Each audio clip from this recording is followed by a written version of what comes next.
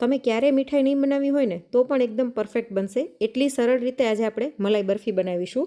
તો એના માટે મિક્સર જારમાં અડધો કપ સાકર અને 3 એલચી નાખીને ફોતરા સહિત આને પીસી લઈશું. હવે આપણે આને ચાળી લઈએ, જેથી કોઈ કણી હોય તો તે નીકળી જાય. હવે એ જ મિક્સર જારની અંદર આશરે 200 ગ્રામ જેટલું પનીર લઈ લઈશું. તમે રેડીમેડ કે ઘરે બનાવેલું કોઈ પણ લઈ શકો છો. 5 કપ નારિયેળનું છીણ નાખી અને આને પીસી લઈએ. હવે આને આપણે સાકર સાથે મિક્સ કરી લઈશું. સાથે 1 કપ જેટલો મિલ્ક પાવડર, 2 ચમચી જેટલો ડ્રાયફ્રૂટની કતરણ અને 5 કપ જેટલું કેસરવાળું દૂધ થોડું થોડું કરીને નાખતા જઈશું અને મિક્સ કરતા જઈશું, જેનાથી કલર અને સુગંધ એકદમ સરસ આવશે અને ફ્લેવર પણ સરસ આવશે. તો દૂધ અને સાકર મિક્સ થવાના કારણે મિશ્રણ થોડુંક ઢીલું થઈ ગયું છે.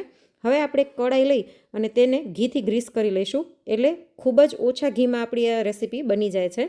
હવે એની અંદર આ મિશ્રણ નાખી અને કડાઈને ગેસ ઉપર મૂકી દઈએ અને મીડિયમ ફ્લેમ પર આપણે આને લગભગ 1.5 થી 2 મિનિટ માટે હલાવીશું, એટલે મિશ્રણ પહેલાં કરતાં ઘાટું થઈ જશે અને એકદમ સરસ કણી થઈ જશે.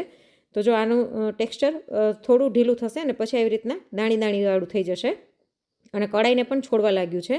તો હવે ગ્રીસ કરેલી થાળીમાં આને નાખીને પાથરી દઈશું અને ઉપરથી થોડીક ડ્રાયફ્રૂટની કતરણ અને ગુલાબની પાંદડી નાખી 20 મિનિટ માટે ઠંડુ થવા દઈશું. ઠંડુ થયા પછી આના કાપા કરી લઈએ.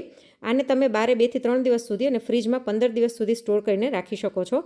તો આ તહેવારોમાં તમે પણ આ સરળ મીઠાઈની રેસીપી એક વખત જરૂરથી ટ્રાય કરજો. આની ડિટેલ રેસીપી મારી ચેનલ પર આપેલી છે.